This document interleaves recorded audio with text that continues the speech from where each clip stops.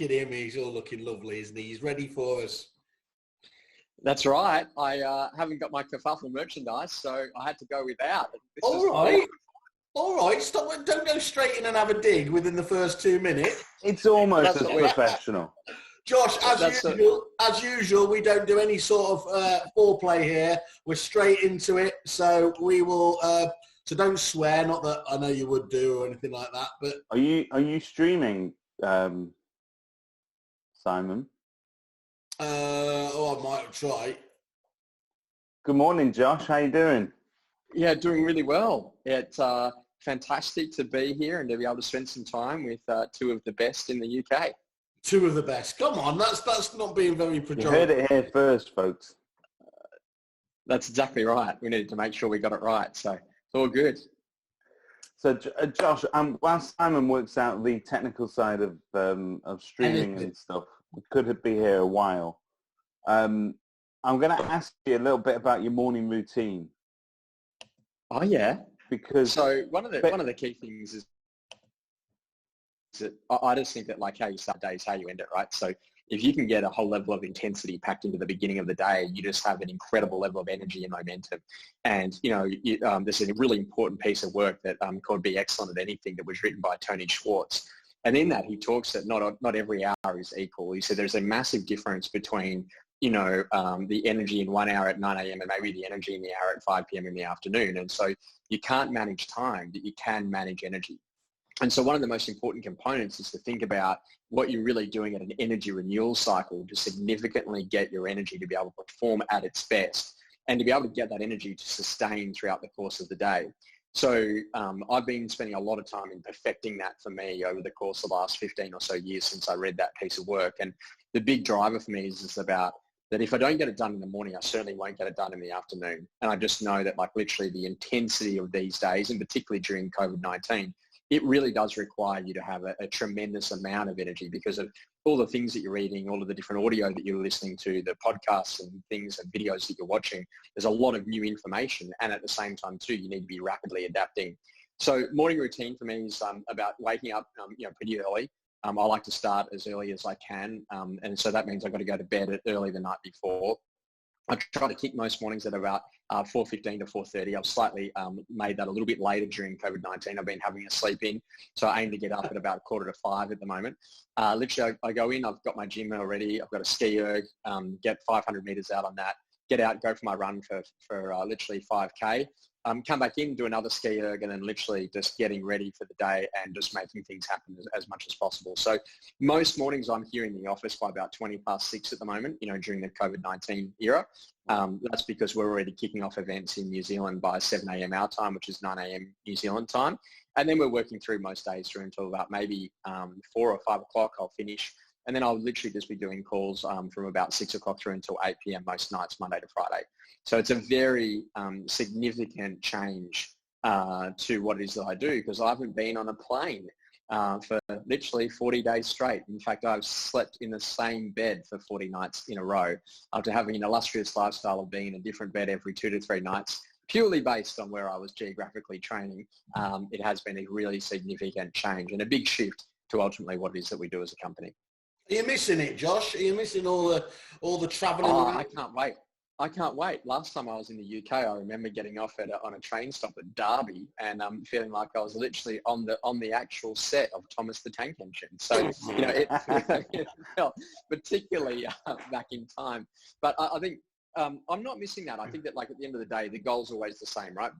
What we really are here to do is to inspire estate agents to achieve their potential and to reach financial freedom. And, that goal doesn't shift, just the method of delivery shifts. And when you think about that, if you can connect with the passion of what it is that you do in terms of the core purpose of what a business is, then that really does significantly change the game on how you feel about it.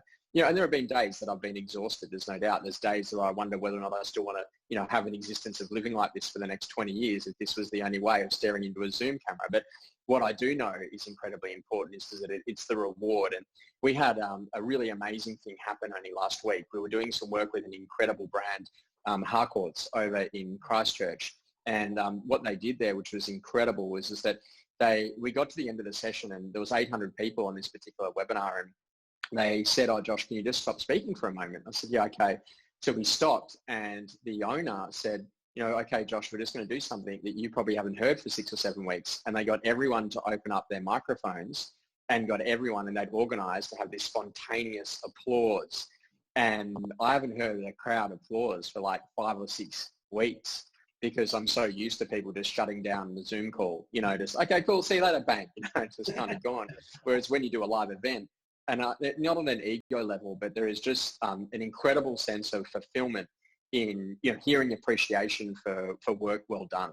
And that if you've really put in energy to deliver a great conference or a great training session, there is just that reward and mechanism. Forget the financial side of it. You know, I would probably not be that successful financially if I didn't have someone coming in the background to make sure that all the invoicing goes out for the different things that we do. Because if you can connect to purpose and you can do it well, and you can really get that level of appreciation from an audience, that's the thing that gives you the level of energy and the drive to want to do more of it. And I think that that's a really important thing for people to understand, is that, you know, human interaction plays a significant role and a significant bearing in the fulfillment and the meaning and the purpose of what it is that you do as an estate agent. And I think that, you know, as soon as we're legally allowed to get back and do viewings and get back in front of clients, and to have that workforce, that ability to be able to work out of an office and see our friends and family again, and, you know, be a part of that, it's going to be a huge change. And this is a industry-altering, life-altering, significant event that will literally change the entire course of the human race going forward. Because, you know, our appreciation, our connectedness, our community, what it is that we're doing to significantly drive and change the way that we do business. There's decades of change that have literally happened in weeks here. And this has been a really important time for people to be able to see the future of the industry in a completely different way. You know, certainly in Australia, we've seen the adaptation of video tours, what we've been doing in terms of vendor meetings, owner meetings, landlord meetings, tenant meetings, Zoom meetings with our entire landlord database, you know, and customer base. Like, it has been a really significant shift. And this is what I want people to think about, is that, you know, we have become more connected to our communities. Our waterways are looking amazing. The environment is actually thriving. We're in a position right now that we are literally working out whether or not we want to be staying at home with our family ever again, you know, at this point. And I think that, like, that whole Viktor Frankl idea is that, you know, we're another day closer to this being done. You know, I've not for one, you know, counted down the number of days.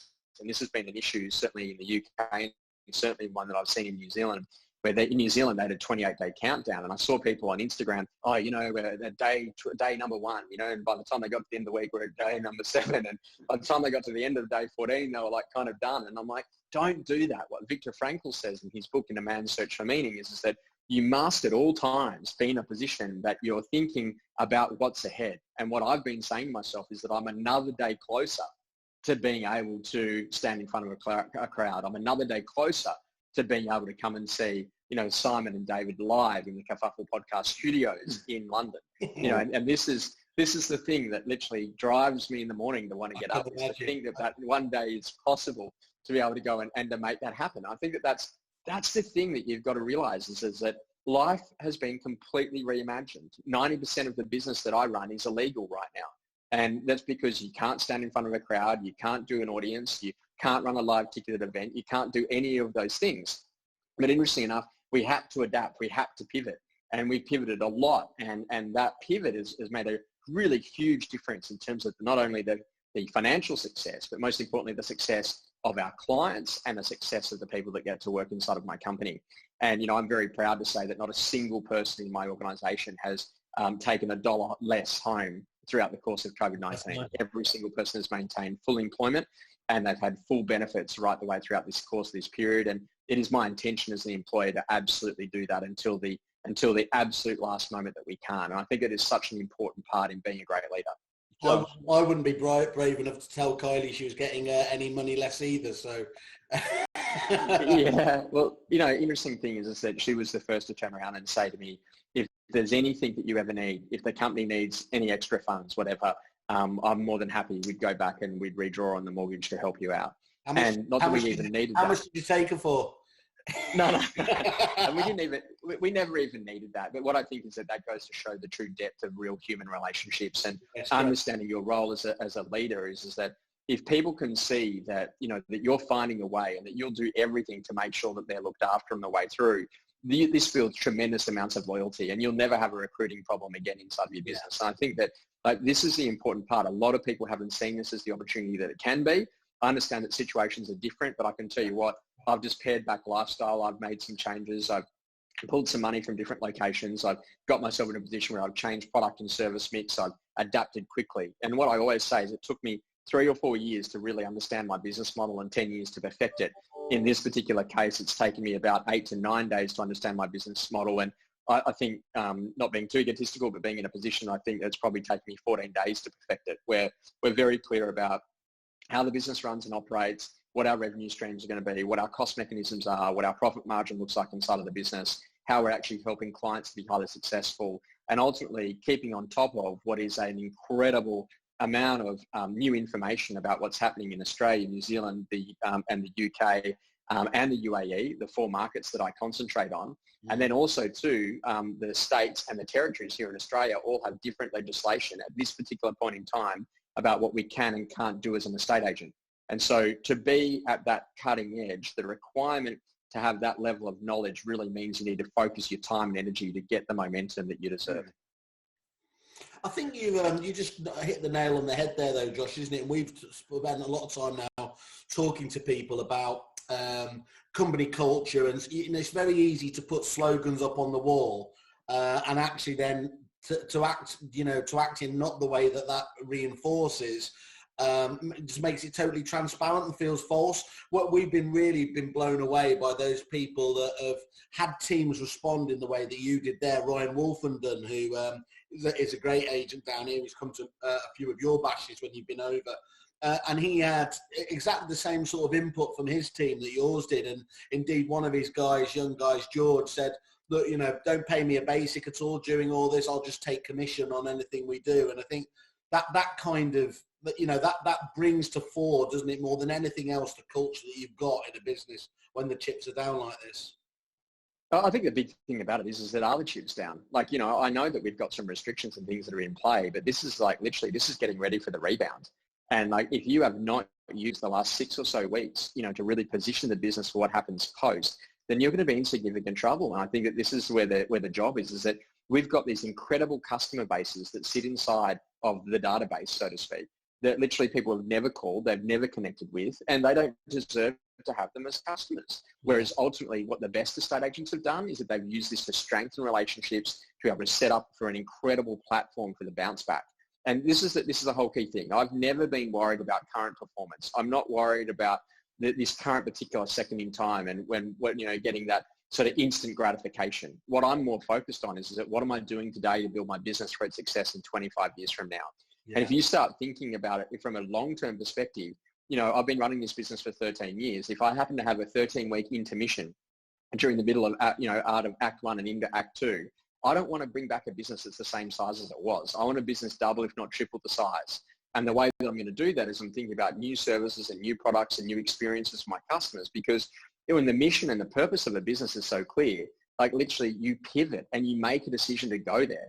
And this is the amazing thing. Like a lot of people don't understand it, but a lot of people will ask me questions. Oh, your competitor's doing this and your competitor's doing that. And I say, okay, great, good on them. And I wish them all the success in their life.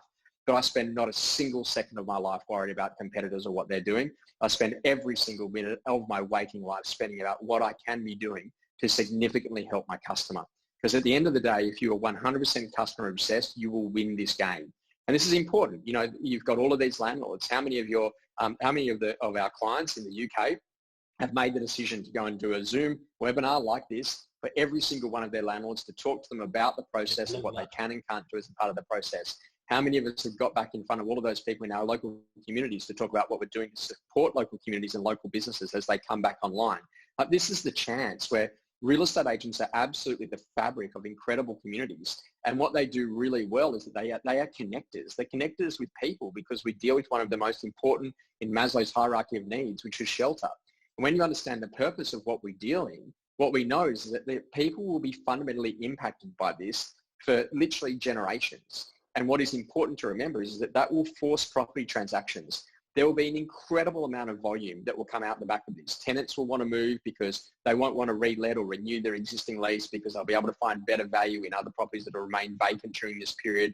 There'll be people that will want to buy, there'll be people that want to sell, that want to move to the country. Like literally it's forcing, and this is one of the big marketing campaigns we're running in Australia, is that we've never had this time before where people can reevaluate not only their relationships, reevaluate their work, reevaluate their home life.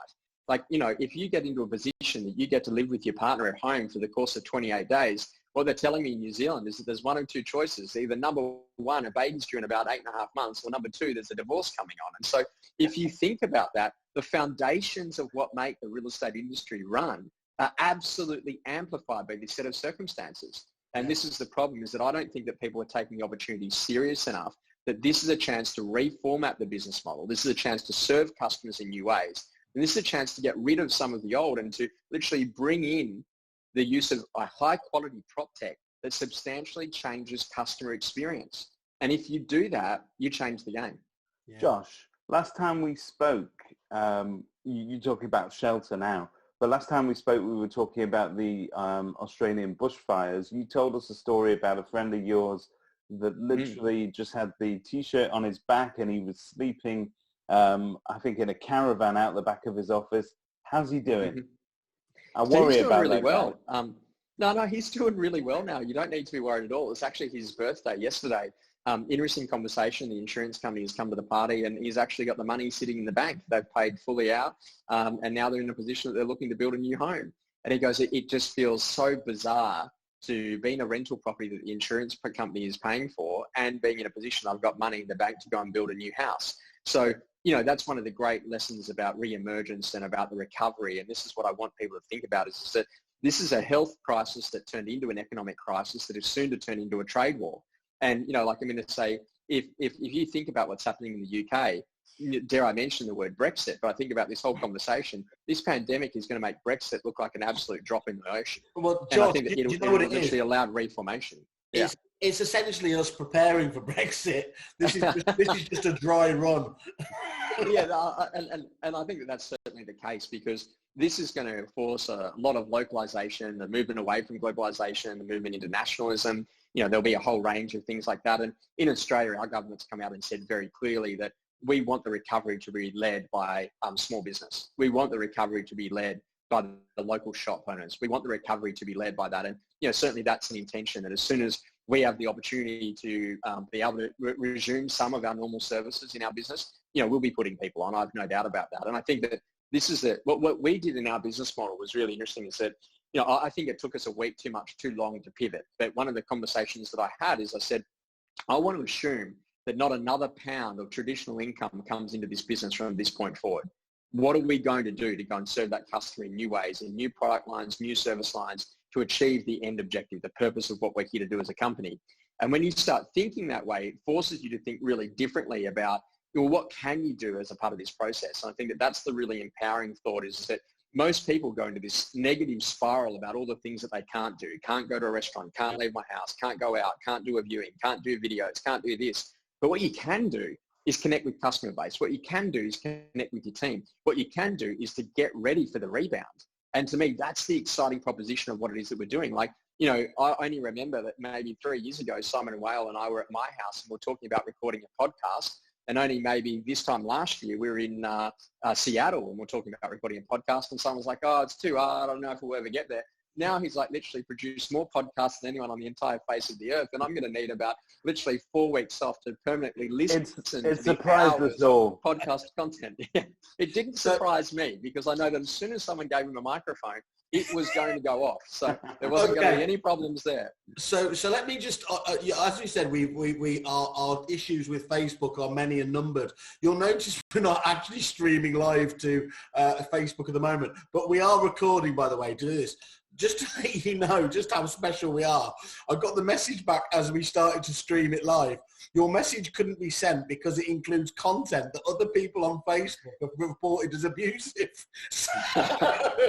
So I did see what you did with the Star Wars animation, and I do agree with that reporting. So that's how edgy we are, Josh. We are already, Zuckerberg sees us as a threat. Well, what we're going to do is we will pretend that this is going out live later, right? Mm-hmm. And re-release it as a premiere. So, Josh, for those that don't know your background, I mean, I've attended some of your seminars, and they are phenomenal. I find them that they sort of re-energize agents. I look around the room, there were a lot of tired faces there early in the morning, and you challenge them just to keep going and to keep sort of asking themselves better questions, I suppose. Where did the property journey start with you? Why property? How did you get into the industry? Where did it all begin? Oh, so this is such a great, such a simple story. You know, my dad was in a position in a regional country town. He's got 9 brothers and sisters. They literally, they got in a car, they left Sydney, and they went as far as the fuel tank in the car would go, and they ended up in a little place called Albury, which is a little regional city. And when they got there, my grandfather was actually a white goods salesman. He used to sell door-to-door fridges. And one day, the guy that he was selling a fridge to said, "You'd be better to sell where these fridges go." He said, "What do you mean?" He goes, "Well, the house." He goes, well, I can sell houses. And so he literally went and started the first ever Phegan estate agency back in 1972. My dad joined in the same year in 72 as a real estate agent, as did all of his brothers. And so they literally became this massive force in that particular market at that particular point in time. By the time that things got to about 1980 or so, there was a conversation, you know, typical sitting around the boardroom. My grandfather said, "Who would like to go and open the office in the next location?" And no one put up their hand. So he looked at my dad and he said, "Well, look, your name's Brian. You're the first in the alphabet. You can go." So it was very advanced business planning. As a part of that, Dad went across and started his business. And literally, when I was born in 1982, my dad was already a real estate agent. Prior to that, he was a builder in the construction industry, building residential homes. And the interesting conversation, you know, as a young child, I just became fascinated with it. I would wake up, you know, at 4 or 5 in the morning. And, you know, just because I was sleepless, I didn't know that was an actual thing. And I'd wander out, and at 5:30 in the morning, I would see my dad there sitting by a desk, and he would be reading, or he'd be listening to either Zig Ziglar or Brian Tracy, or, you know, some of the absolute greats of the American motivation scene back in those days. And it was on cassette. That was a tape type device where you could fast forward to get to the start of side B. Literally interesting conversations is that Dad would be listening to that. And as a young child, Mum and Dad had a bit of an argument one day, and Mum said, "You're not spending enough time with the kids." And Dad said, "Well, I'll fix that." So he got me a little suit and said, "Well, you're going to come out." And so I went and started doing viewings and inspections on properties, and literally collecting rent. 6 years old. So we would go and collect rent on Sundays from tenants that hadn't paid. We would do auctions, as you call them in the UK. We'd do open for inspections. And literally, I didn't know that wasn't a thing. And so from age 6 right the way through till probably 16 or so, every Saturday I'd go and work with Dad doing open houses and auctions and being inside of the real estate scene. And most days, if I got picked up from school, if I wasn't catching the bus home, I'd go to the office and lick envelopes, particularly at the end of the month, for all the statements for all of the landlords. And I can still taste those envelopes many years on. So the journey into property wasn't a natural one. I did like property. My dad hated me for it. By the time I was 18, I absolutely wanted to buy my first house. I think the moment that I became 18, I did buy my first house with Mum and Dad's help back in the day. But literally, I got my name on a title, and it was a great little house, and I still own that property today. And it's been an incredible journey because lots of different things happened. I worked in newspapers. I worked as an accountant. I worked as a DJ. I ran nightclubs. I've done lots of things. I had my own go-kart racing team at one point in time. I joined a circus for 3 days. But then literally I got myself into a position that one day my dad rang me and he said, "Hey, do you want to go to the Australasian Real Estate Conference, which was held by John McGrath?" I said, "Oh, well, look, I'm on my way driving back down from Brisbane after I was leaving the circus." I said, "I might as well go and have a look at that." So I went to that conference, and literally I remember walking in there, and there was just that feeling, the emotion, the amazing, the music, the big sound, the speakers, the lighting, just like walking into something. We know it today. Yeah. ARIC, yeah. So when I went to ARIC for that first ever time, it's the first time I'd ever seen anything like that before.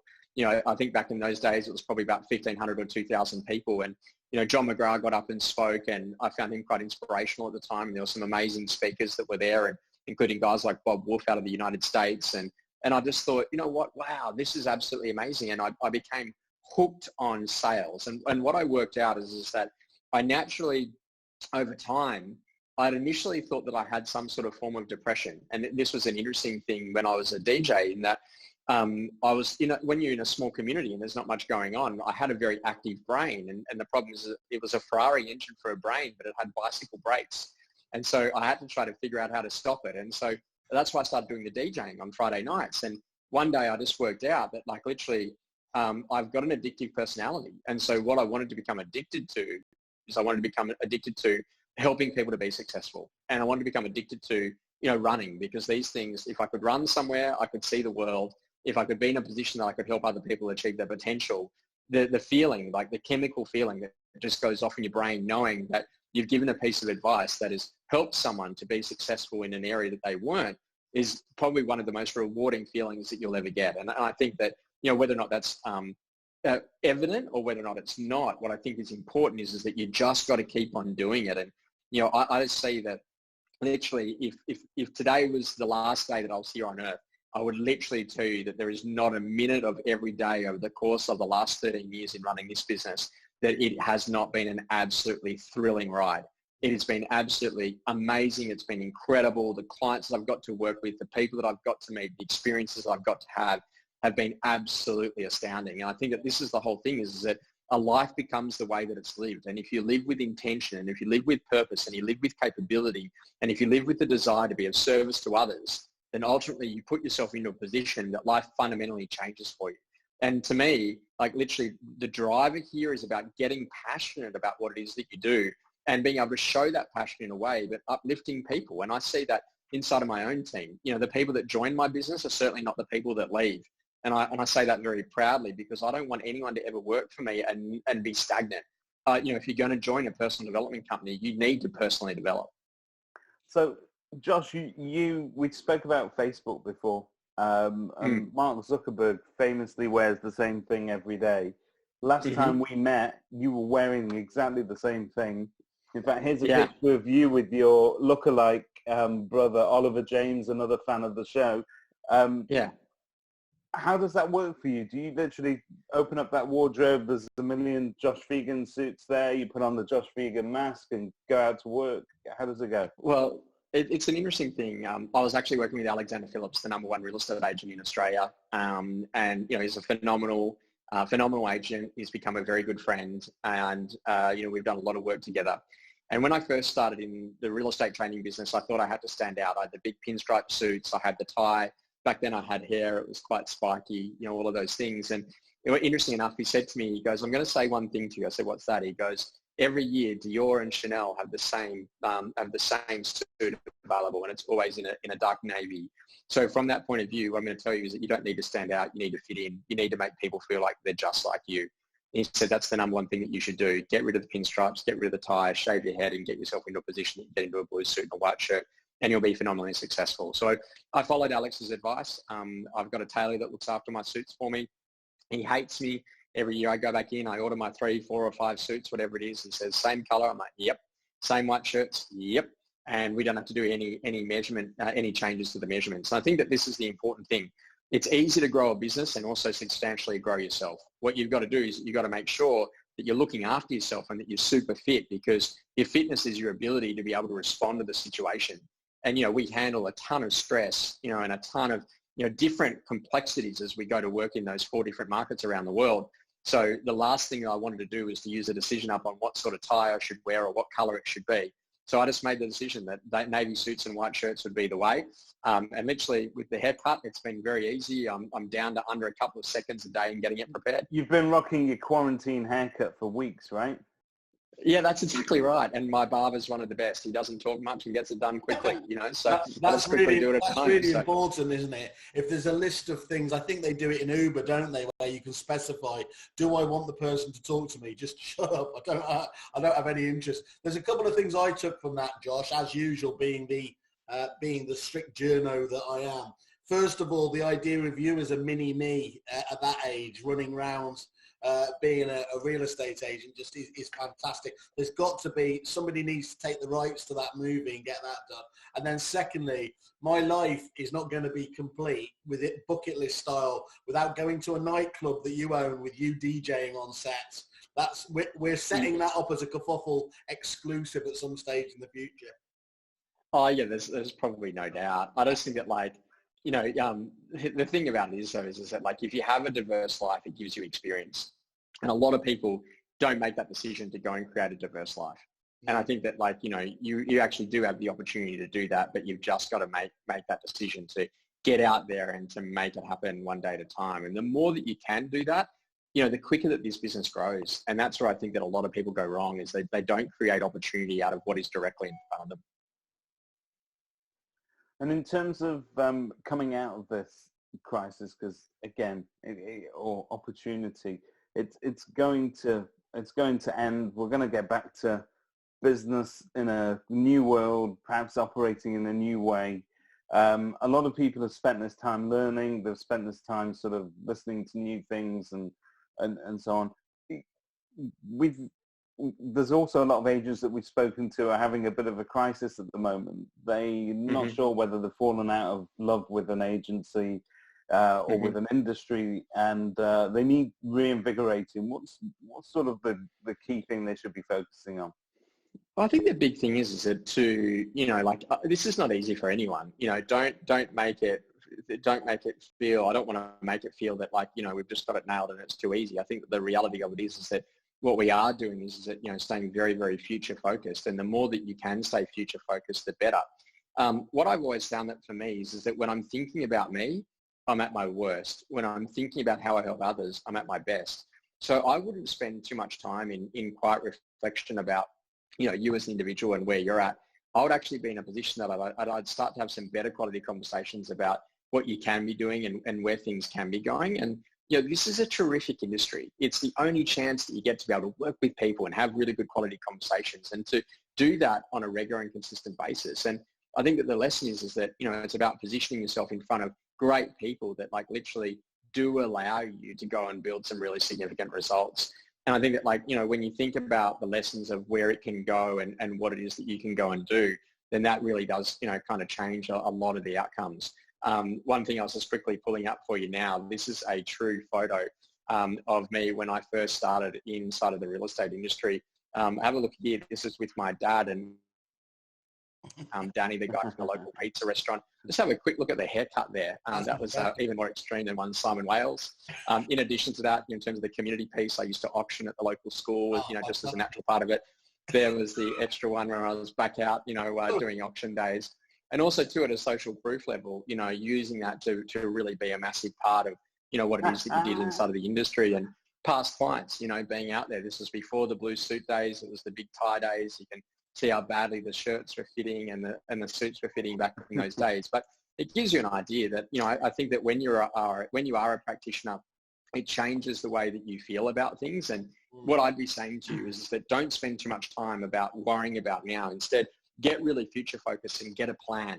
Like you've got to get a plan. And that's the most important part for anyone today. It's like, I know that we can't travel overseas. I know that we can't go on holidays. I know we can't leave our homes. I know that we're probably not going to be able to do many of the things that we would always love to do. But there's a really important thing. There's a way that a state agency was done before this thing turned up. There's a way that a state agency is being done right now around the emergency component. And then there's certainly a way that a state agency will be done. And this is a whole conversation, is that be a part of the future and see that as an opportunity. And so this is where I'd be getting better mentors around you, better quality conversations with people, looking to leaders in our industry that are doing some amazing things, joining all of the podcasts and having some really good quality conversations. But do some reading and create a future, because if this is my last day on earth and the way that I have to live it is in the middle of a pandemic, I don't want to die depressed. I want to die in a position that I'm excited for the future that is ahead. And people are naturally attracted to that energy. Like either you've got the energy and the vitality. Like, interesting enough, whenever I go into situations, like I often get some really good feedback. And I have this mentor that is particularly interesting. And he said to me, Josh, I'm going to tell you that there are two things that make you unique as a human being, and you need to know this. And I said to him, what is it? He said, well, the number one thing is that people are naturally attracted to the way that you think. Never lose that. He said the second thing that people are naturally attracted to is the energy that you bring to the table. Never lose that. And that's never left me, because I always think that like literally what people ultimately buy from me if they become a customer is the energy and the way that I think. And this is an interesting thing because in our business model, we maybe used to have to create content, maybe every 21 days. We have to come up with something new, find an angle, find a way. Right now, we're developing content every 21 hours. Yeah. And so the speed and the innovation that is requiring is absolutely immense. Does it take its toll? Absolutely it does. But what I can tell you, we will never be the same out of this. No. And we will come back better and bigger. Josh, can I just ask? I mean, I think everyone's obviously, look, it was absolutely important beforehand video. You put on an amazing event the other night with some of the best speakers, obviously an entire digital event and all the rest of it. Some people are reimagining it. What do you think the limitation of video is though? Is in your head, is there a limitation or, where does it stop? Oh, absolutely there is. The jokes don't land on video because you don't get the laughter. And if you do, it's delayed. And to a comic, that feels like death. So me and David are used to that experience. To be Josh, do you consider yourself like a comic where you need that kind of sort of audience rapport where you're getting a... Oh, yeah. You feed on energy. Like I've been in front of audiences where I feel like I'm death warmed up.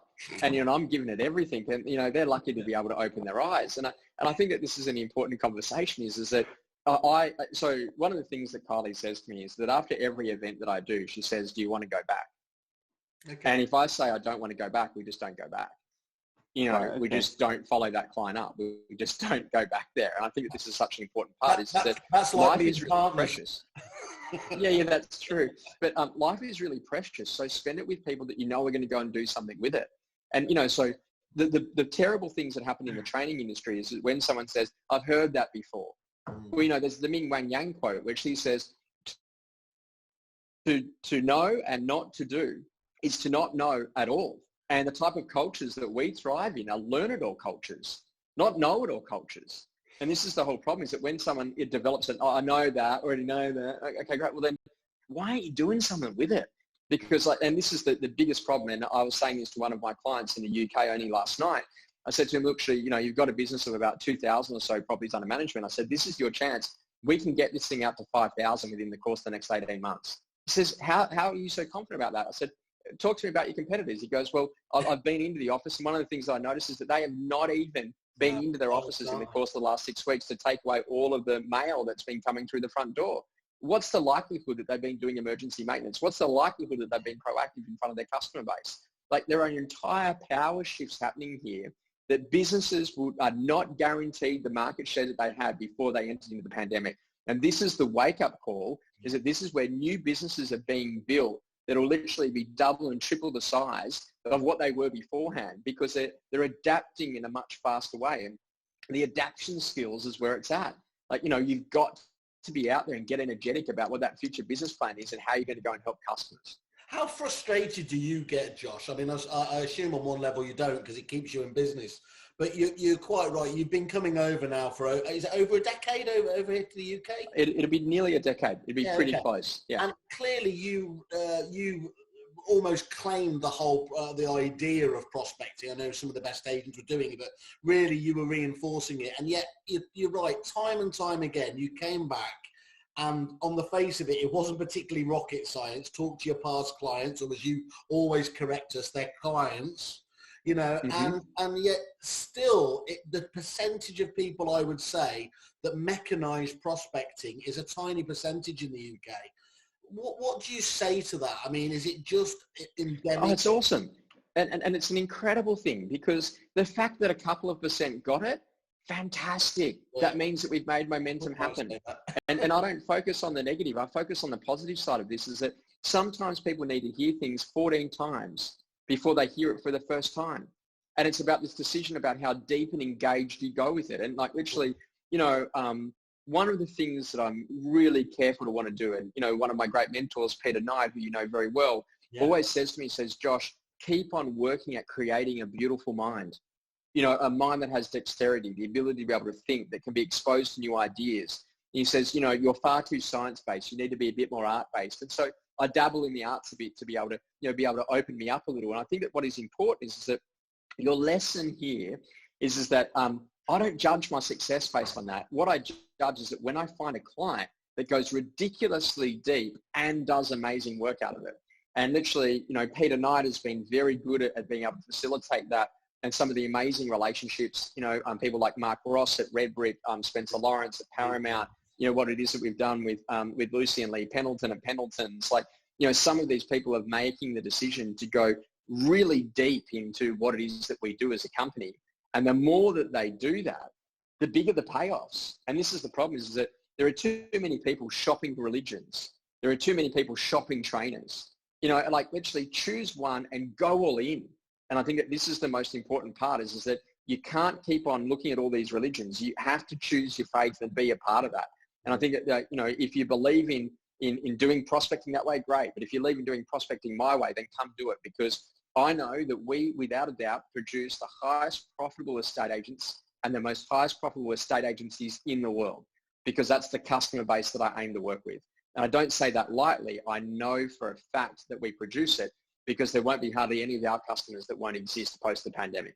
Do you remember when we did you came up and did a fantastic day for Manning Stainton and Mark Manning? Oh, yes. And I was determined that I was going to be obviously the centre of attention.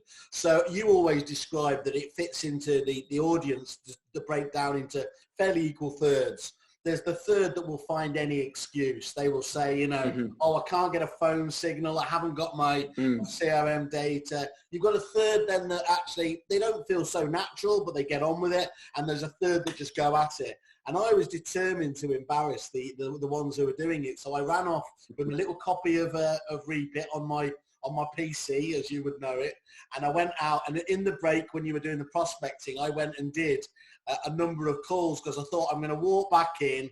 I'm going to say I've got two appraisals, just as the software tech guy. The thing was, I thought, I know it a bit better than Josh, so I'll change the script a little bit. And so that whole point you made about if you're going to throw yourself in, do it, and do it as I say it, rather than, trying to create your own thing before you even know anything is really important, isn't it? I was probably a bit prescriptive back in those days, and hopefully I've matured, and hopefully I've grown up since then. And one of the things that I would say is that, there's point A and you want to get to point B. And the problem is that I know how to get you there and I know how to do it quickly. But a lot of people are literally off taking the long country road route to try to get there. And just before they get there, they literally enter the death loop and they die. And this is the whole problem, is that, like, the lesson is that, if you follow any of Ray Dalio's work from Principles, what Dalio is always about is that, literally you've got to have clarity, goal, system, outcome. Yeah. And if you're not getting the result that you want, you got to go and change the system. And so if you're not getting the outcome, you got to say, okay, do we need to redesign the system, or do we need to change the people that are working the system? And this is such an important point, is that in business today, when you find a system, you work it. And people would say to me, oh, Josh, you're boring. Your business is boring. Everything you do is boring because you've been doing the same thing for 13 years straight. No, I found a system that produces outcome, and now I work it. And, this is the interesting thing. Like, most people would say, oh, your life looks so spontaneous. You get to travel. No. I'm in the UK the same week every year. Every year I come in, I walk in, I'm going to Wimbledon. That's usually the case. And when I get to October, it's always for Peter Knight's imaginary birthday, which happens to be around when the EA Masters is on. And what I think the lesson is that, like, this thing is planned within an inch of its life. That's the biggest adaptation I've had to make, where I can't plan for more than maybe a week, maybe 2 weeks ahead. And that's debilitating, because when you can do it for 18 months in advance, like, I've got 100,000 worth of flights that are, flight credits with Emirates and Qantas and Virgin Australia, because I just can't fly, and they've had to refund me because I'd booked all of my flights a year in advance. Yeah. So, like, literally, when you start operating like that, but you know what, I turn that powerfully into a positive and say, you know what I can do? I can work the next 2 weeks. I can be a part of that. And when Simon came and said, hey, would you like to be on the Kerfuffle podcast? I didn't like, even for a minute, didn't even worry. Yeah, bang, I'll sign up, I'll do that. Because I know how much he's done for me in opening up the UK, and it would just be something to try to help and support him on the way through. So as for you, Mintzy, we've still got a few things to work out. But I think that the lesson is that, you've got to have fun with it, and you've got to be in a position that you help and that you support people as much as you can.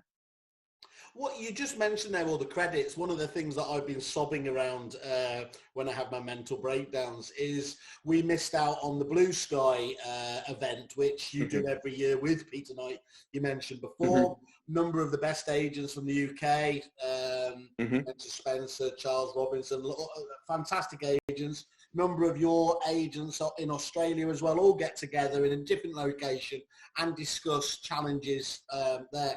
This year was meant to be customer service a bit, or the customer experience.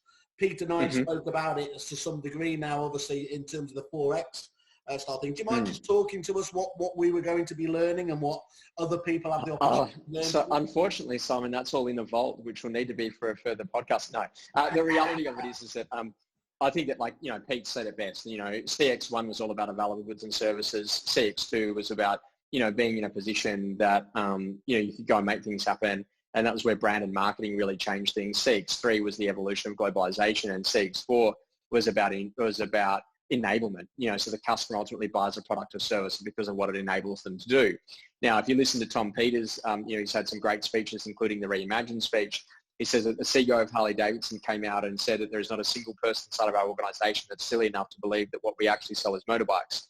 What we sell is the ability for a 43-year-old single white male to dress up in black leather and ride to any small country town and actually think that people are afraid of him. And I say that because, I think that this is such an important point, is that the enablement piece, what do you actually do? What's the enablement piece? And like, literally, if I can make one person's life a little bit easier, if I can help someone to breathe a little bit better, if I can be in a position that I can help them be just that little bit more successful in business, then literally I will lie on the field victorious, bleeding in battle, knowing that, like, literally I've died in a worthy cause. And I think that that's such an important point, is that, you've got to have some goddamn passion and conviction about what it is that you want to achieve as a human being. We're here for a very short period of time. This pandemic is literally just a small blip in what is an incredible life for all of us. And we need to learn how to be able to form what it is that we want to have out there in the front. And that's where goals are really important. So you talk about having a plan. But that goal, defining that goal does it need to be a singular thing that you're looking to try and achieve? Hell no. No, hell no. One of the big things I think about, I got a health goal, got a travel goal, got a relationship goal, got, all sorts of things that you want to go think about. And, and what I think is important is that you got to find one thing that literally gets you up out of bed in the morning. I knew this morning that today was going to be a great day. Do you know how I knew that? Because when I woke up this morning, that's the first thing I thought of. Today is going to be a great day. And it's the day and it's the thing that I think about every day. I actually have on my alarm that when my alarm clock goes off, it says fit, driven, happy, and energetic. And they're the first words that I read at the start of every day. Fit, driven, happy, energetic. I go, oh yeah, fit, driven, happy, energetic. And then the next alarm that goes off 5 minutes later says sneakers first. Oh shit, yeah, got to go put the sneakers on. And once I put the sneakers on, I better go for a run. And this morning, that little devil voice came in. It's raining outside. Can you hear that? It's going to be wet. It's going to be cold. There's a change of seasons into Australia. We're moving into our winter shortly. And I thought, can't go. And I thought, you've got all the wet weather gear. Go put it on. And I went and put it on, and I did my ski erg, and I went out and I started running. And you know what? Not a single other person was out. And that just absolutely proved to me there is no competitors in this space. And that's what Tom Peters always says, is that, when you're the best, there's no competition. And if you just have that view of what's it going to take, what does a seriously good estate agent actually do? And this is such a great question, because I don't know if you guys have been watching the Michael Jordan, documentary that's been out on Netflix, but if it's out in the UK, you should definitely watch it, The Last Dance.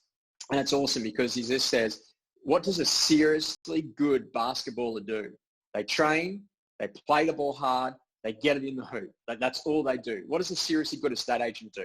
They work with buyers, they work with sellers, they work with landlords, they work with tenants. They find a way around the obstructions of the day, the issues, the challenges. And like literally the estate agency industry is filled with some of the greatest problem solvers in human history.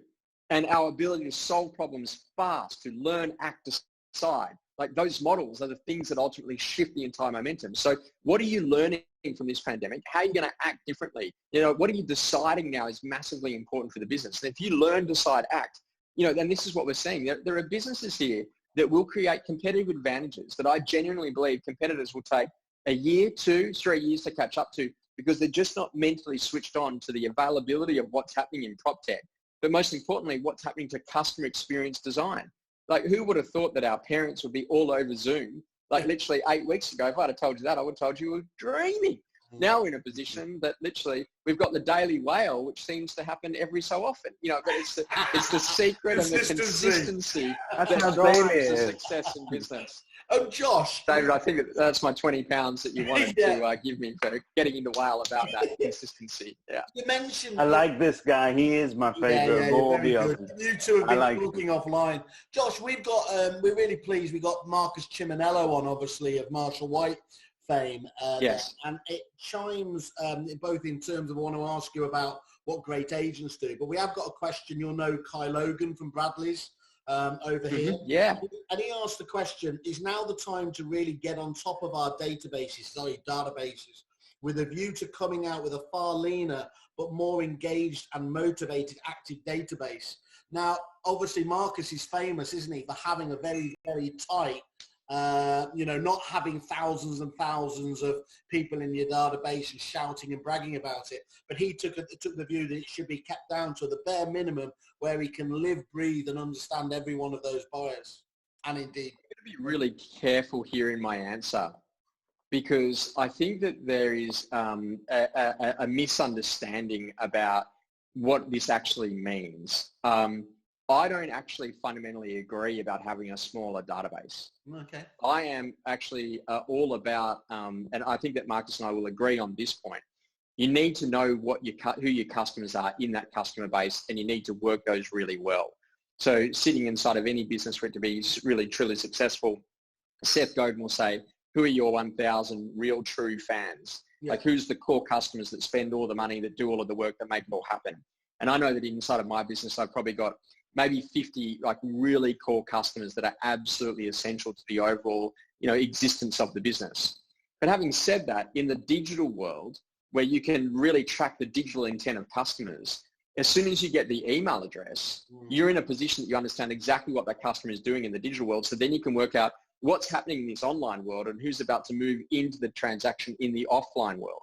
And so I don't want to get that confused. I think that what is really important is that size of database, as big as it can be around meaningful data, and the conversation is that learning how to use that digital intent of customer to then work out who's going to be in the offline world. So I believe that what Marcus is really talking about is the offline customers, the people that are really doing transactions, as opposed to the thousands of people that are over here. And so you need to be very careful about that language, because I think that my lesson is that, I might have 20,000 people on my database, but yet at the end of the day, who are the 5, 6, 7, 8,000 people who actually do read the email every day?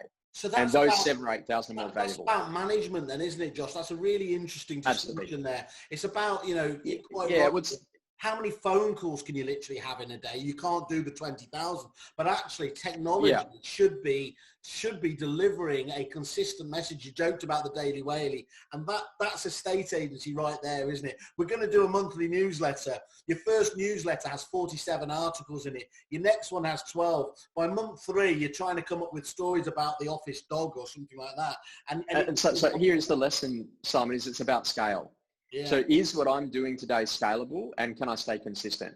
And so what we've always done inside of our business is that we just build some incredible layers. And, I think that okay, great, daily email, weekly coaching tip, add a podcast, growth, leadership and management tip, quick question Tuesdays on Instagram. That's when we started, and we built that, and we built consistency, and then we leveled up. We built consistency, and then we leveled up, and people try to bite off too much. So what I would say to you is that you need to actually understand what your data plan is, and you need to understand what your marketing plan is. I don't add someone to my database unless they're actually going to be a prospective customer and that I've qualified them. And so that's absolutely the job, is that, it's a completely different discussion, and we could go on for hours. But the lesson is, I don't think it's about trimming the database. I think it is about understanding, why did that customer come to you in the first place? What is the real problem that they're actually trying to solve? Do they still have an appetite to solve that problem today? And even if they don't have an appetite to solve it today, mate, COVID-20, when that comes out, Like, who knows? That might cause a whole new range of problems. There's a sequel that everyone's looking for, isn't it? It just feels so last year. Like, I don't know. And at the end of the day, like, it's certainly not the 2020 vision I had when I was getting ready at New Year's Eve last year, I can tell you. Yeah. Josh, the future of the industry, where do you see it? I mean, we've touched on it in terms of there, but what long-term trends, changes do you think there will be? You know, the interesting thing is that we all talk about the future of the industry and where it's going, what the customer says that they just want to be served how they were served before. Yeah. Yeah, like I'm going to say, for all of the talk, who's actually got 20 customers into a Zoom meeting and asked them what they want to see estate agents do into the future? Yeah. You're asking the wrong people. The industry shouldn't be trying to decide where it goes. The industry should be connecting deeper with its existing customer base and finding out what are real customer problems that actually fundamentally need solving. Where do I see the industry going? I think that you are going to see the rise and rise and rise of high-quality estate agents that fundamentally know exactly what it is that they're doing. Yeah. You know, when you get a chance, and as I know you guys do, and you get to sit in front of someone like a Dale Norton or a Peter Rawlings, and Peter Rawlings and I have had a very good relationship, you know, in terms of mentorship. And one of the things whenever he mentors me is that I come out of that call, I come out of that Zoom meeting, I come out of that meeting with him wanting to play this game at a higher level. And that's where I think that that's the advancement of any industry. And I think that that's the conversation is about how do you push an industry forward? You be an extremist. You go to the edge. You know, and I think that people are fighting the wrong battles. And you know, dare I say it, I know that Rightmove have done some interesting things over in your marketplace and have certainly copped it. But what I would say to you is that what a lot of people forget is that it is core and they had first mover advantage. Yeah. And at the end of the day, I can't cut that off if that is the number one lead source for tenants and number one lead source for buyers. And so like, it's crazy to go on this ego argument when the reality of it is that if it delivers results, that's what you're actually in the business of. You're in the business of getting a result for your landlord. You're in the business of getting a result for the seller. And I know I'm controversial, but I'm in a position that I've received nothing but incredible support from Rightmove during this period. And I know that they messed it up, but they got it right, I think, in the end. So you'd be trying to just put that argument to bed, get the best deal that you can do, and shut up and move on. The customer doesn't understand. Yeah. What the customer wants is that they want to let a property. The customer wants to buy a property. Let's get back into the facilitation of the job that we actually get done. And I think that, like, you know, the lesson is you can argue about portals all you want, but I can tell you what's happened here in Australia, a significant shift to off-market. And those off-market properties, nearly representative of 20, sometimes even 30% of the current listing stock available on market right now is actually in the off-market platforms on the real estate agencies' websites. So learn that the content that customers want is things that they can't get on the portals. And this is where it's been fundamentally driven in the off-market platforms. And so I'm just playing a different game. My game is about building towards quality content that forces people to want to be in that database because you've got something of value, as opposed to sending out one of your 47 articles about how to wear your kerfuffle cap. Are you? So Brian, ultimately, customers will go where the properties are. So in terms of if you've got those on your own website, you've got them on a system like Rightmove, they'll follow the content. Absolutely. And I think the lesson is that, like, literally, if you've got it on your website and you've got it available as off market, then people will see that and go for that. And the lesson is this, is that, like, what you need to understand is that what is the one thing that the customer really wants? They want access before everyone else. Everyone wants to be a part of the VIP club. Everyone wants to get access prior. And I think that if you do that, then that changes things fundamentally. So do you actually understand the strategy that you're trying to drive to get the outcome that you want? And I think that, like, you know, whilst I understand that, you know, people don't always behave well, I think that the lessons is a very important part. Look after the customer. You know, and as we come to the close in our conversation today, I think it's massively important that people are 100% customer obsessed. You know, the small businesses are the ones that get impacted here. You know, people ask the small businesses for the discount.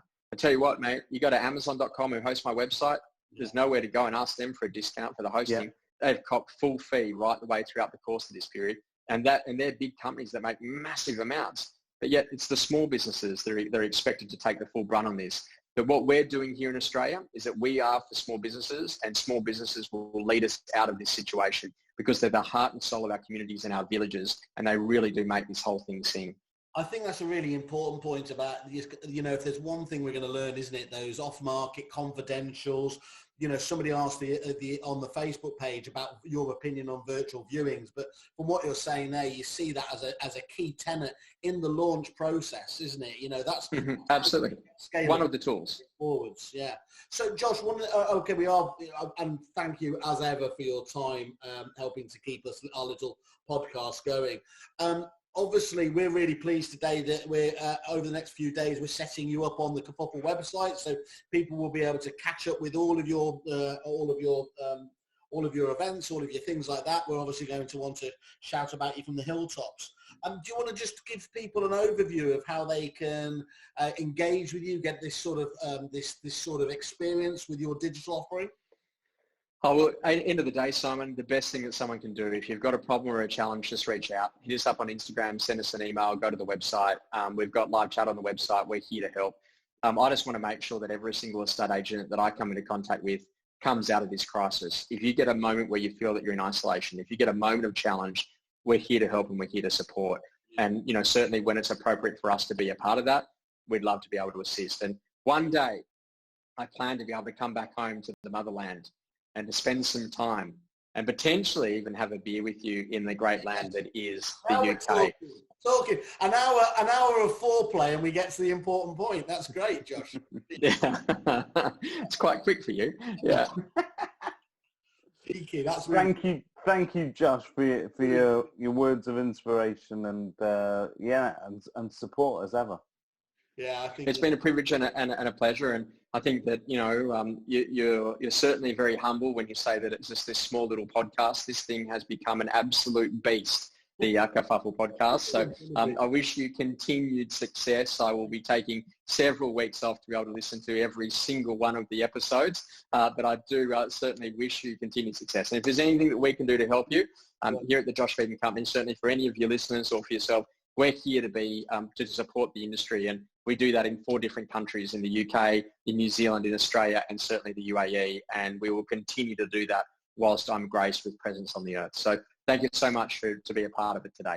Well, remember, it's not about being a purple cow, it's about being a pink pony. So you take care, stay safe, Josh. Cheers, mate. Sounds good.